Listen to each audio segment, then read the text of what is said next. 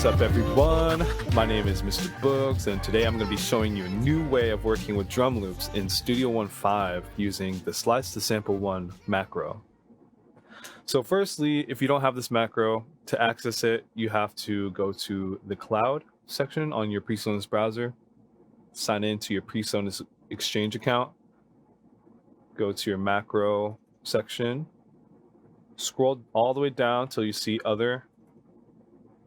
Scroll all the way down again until you see Slice to Sample 1, and then install that bitch. From there, any one of these menus at the top, you can right click and assign a new button. And this button will look like this. When you click it, it does nothing. But when you right click it, you can assign that new macro, Slice to Sample 1. Bam.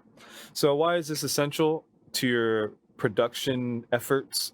Mainly because it can take drum loops and it slices them and puts them into individual keys on your MIDI keyboard or on your QWERTY keyboard, but it does it automatically by detecting the transient, slicing it, and then sending it to Presonus' sampler.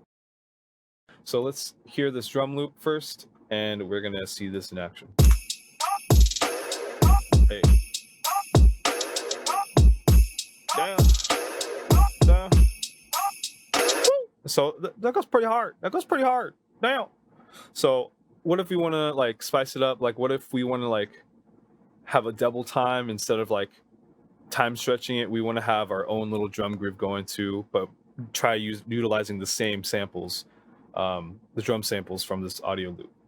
So what we could do is slice to sample 1, and it'll create a new instrument track with sample 1. And from here, we can trigger drum sounds and utilize our own drum grooves with these samples. So I'm gonna create a new drum groove and come back to you. All right, here's the original sample. So the snare's on 3. So I kind of did like a more upbeat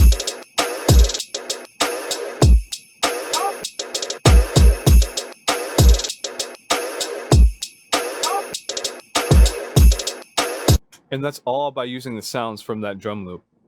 Nothing else. No outside sounds. And it's like, what?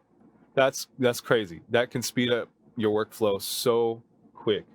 You don't have to worry about which sounds, like which sound is where, you can just like process what you have and you can be creative with it.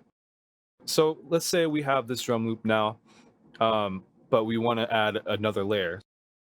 Let's find a second sample and see if it can work. Okay, everyone's on the baby right now, so let's put this in to our timeline, and we're going to time stretch it so it's a complete 4 bars, or sorry, complete 8 bars in this case. So this would make it so that the snare should be on the 3. But let's hear this drum loop.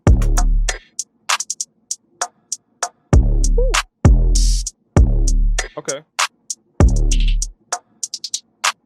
Hey, okay, so maybe let's hear that with the first layer.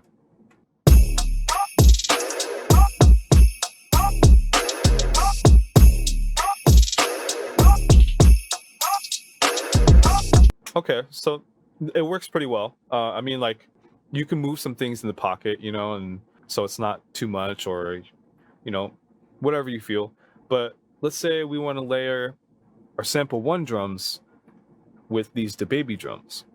I'll go like right here. I will commit it by Control B, because if you see this cogwheel thing, that means that it's processing the stretch in real time, the time stretch in real time. What you want to do is commit it so that you don't have to worry about your computer processing that. From here, now you want to slice the sample 1, and it creates this new bitch. So I'm going to come back to you once I have a new groove and see how it sounds. So here's the second groove I came up with that second sample.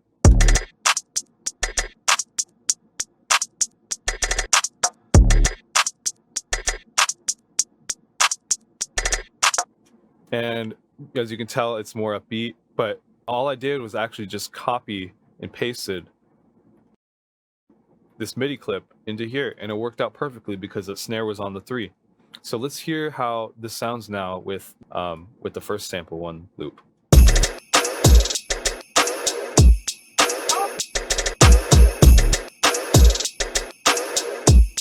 Damn, and then let's compare it with the originals.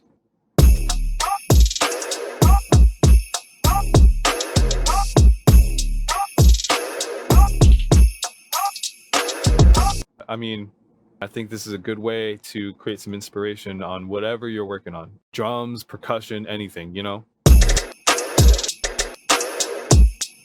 It's crazy. How do you do it? Like, how can you do that with just like the audio loop alone? It just boggles my mind. So good job, Presonus Studio One and the macro functions.